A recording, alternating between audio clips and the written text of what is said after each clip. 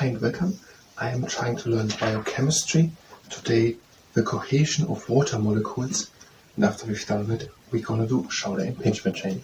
And if you participate in the shoulder impingement training, then it's at your own risk.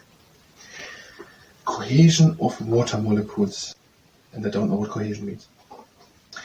The hydrogen bond that links neighboring water molecules give water considerable cohesion. A tendency of like particles to stay together. Okay.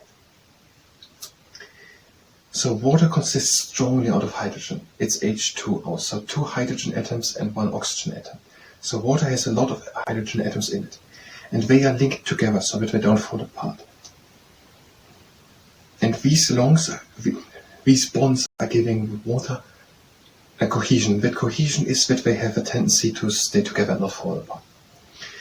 The cohesion of water molecules creates a very high surface tension, a measure of the difficulty of stretching or breaking the surface of a liquid.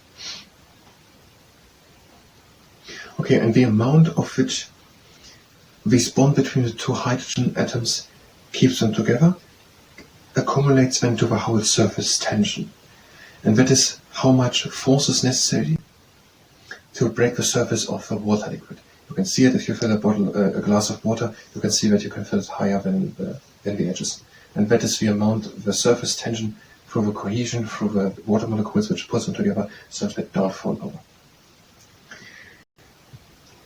At a boundary between water and air, water's surface tension is very high because the water molecules are much more attracted to one another than they are attracted to molecules in the air, and that is the explanation.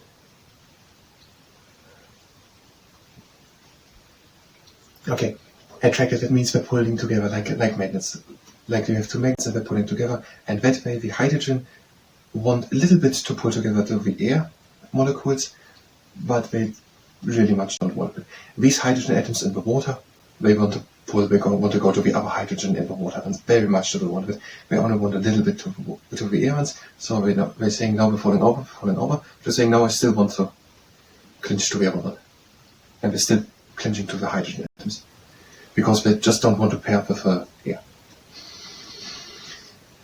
And that creates a strong surface tension which water has if it is around air. The influence of water's surface tension on the body, on the human body, can be seen in the way it increases the work required for breathing. The air sacs of the lungs are coated by a thin film of watery fluid, so each inhalation must be forceful enough to overcome the opposing effect of surface tension as the air sacs stretch and enlarge when taking in air. And is that a good or bad thing?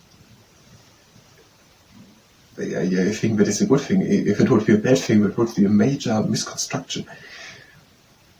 Okay, they're saying in the lungs there are very tiny little air sacs, and on one side there's the fresh breathed in oxygen from the air, and on the other side there's carbon dioxide. That is the product which happened after the human body has converted the oxygen in the muscles. That is the waste basically, comes out of the human body. And now in the air sacs this exchange should happen, and that happens partly through breathing in. I don't really understand. And they're saying these air sacs, they are covered with a thin film of water. And every time someone inhales, that inhalation has to be so forceful that most this surface tension of the water around this small alveoli, this small air sac, keeps it from not opening up. So, but I actually don't know, but are the air sacs going up and closing again? Whatever.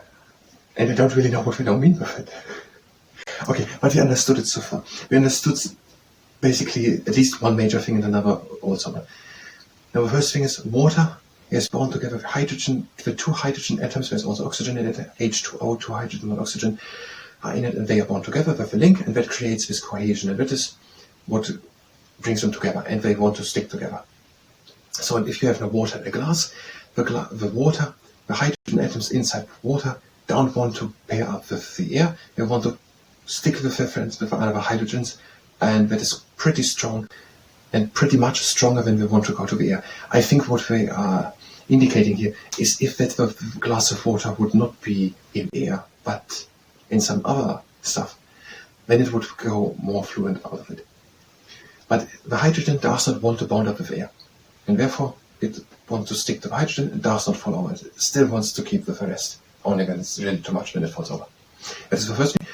And the second thing is the alveoli, these little capsules, I don't know if it's a proper term, these air sacs in the lungs, there are millions of them, they are covered with thin water, and so if someone has to inhale so much in that they are, I think they're expanding now from the way they expand it, otherwise it wouldn't make sense. So the person has to actually breathe quite strongly in, so that they're actually expanding and not the cohesion, that surface tension of the water around it keeps together. There's just this water around it, and they all want to go together. And that presses the air sac together, so someone has to actually breathe strong in to push the alveoli open.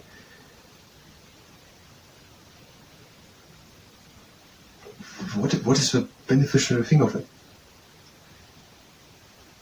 Whatever, it seems to be not a real problem. We're going to find it out in some other part. We're going to do a lot of physiology. That means that was the biochemistry part. If you're here for biochemistry, then you can go directly to the next part of biochemistry, or physiology, or anatomy, or pulmonology, or whatever. Something else where we might find out what happens with this alveoli. If you're here for biochemistry, you can go directly to the next part of biochemistry. If you stay here and participate in the short and vision training, then it's really on it. We're having the legs standing good and stable, and we're doing shoulder circuits. We're going back, up, in front, and down, back, front, and down, and up, high up, back, and down, front, up, back, and down. Now long arms with strong fists. Go as far back with the shoulders as you can.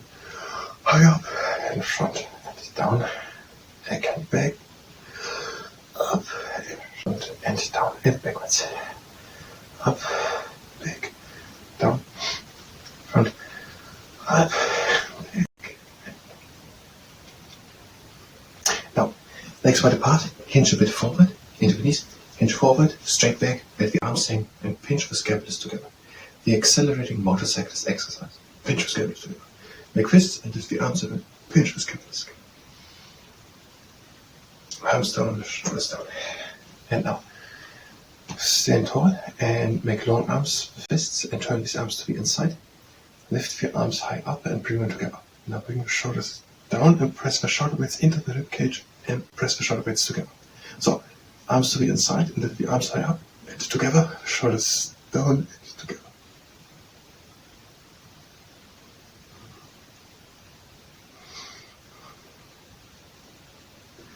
And gradually release. Next exercise is the bird lifter. Good and stable stance, long arms, strong fists, shoulders down and together. Press the shoulder blades again into the rib cage. Turn the arms again to the inside.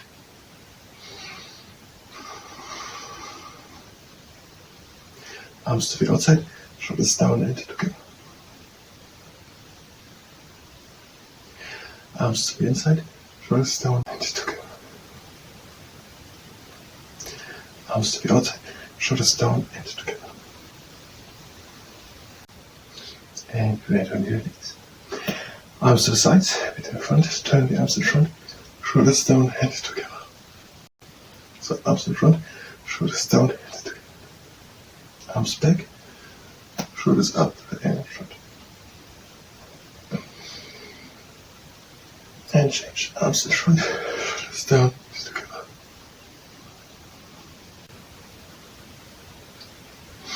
Arms back, shoulders up and front. And gradually release. And now the shrug. Lift the arms up. Do this only if it does not cause pain. Arms up, shoulders up, and all down. Arms up, shoulder, and all down. One more time. Arms up, shoulders up, and all down. Arms to the side, arms in front, arms back together, shoulder blades together. Arms again in front, shoulder blades to the outside of the rib cage, back together with the scapulars. And in front, and back. Now the pretzel curl, arms together, down and to the outside, and again down and together. And now the suntan. You can use a towel, t-shirt, sock, something else. It's also possible. Have it with a long arm at the outside, let it fall down, and try to catch it again. And on the other side.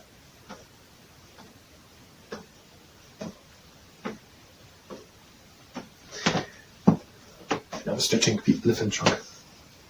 One arm in front, shoulders back, head down.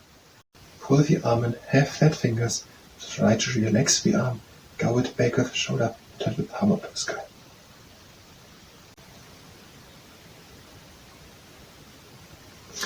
Arm in front, shoulder back and down, pull the arm in, have flat fingers, try to relax the arm, go it back with the shoulder, turn the palm up to the sky.